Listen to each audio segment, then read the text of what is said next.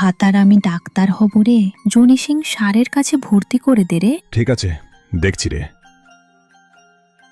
ডগেশ ভাই, জনি ডাক্তারের কাছে চলো রে, আমার ওয়াইফাইকে ডাক্তার বানাবো রে। ডাক্তার, আমার মালটাকে দেখ রে। ঠিক আছে, তুই বাইরে যা রে, ডিস্টার্ব করিস না। চলো খুলে ফেলো রে, শুরু করি। একটু আস্তে রে, ব্যথা যেন না লাগে রে। ডগেশ, আমার ওয়াইফাই এবার ডাক্তার হবে রে।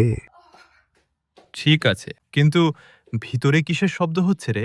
ডাক্তার হওয়ার জন্য ওয়াইফাই খুব কষ্ট করছে রে।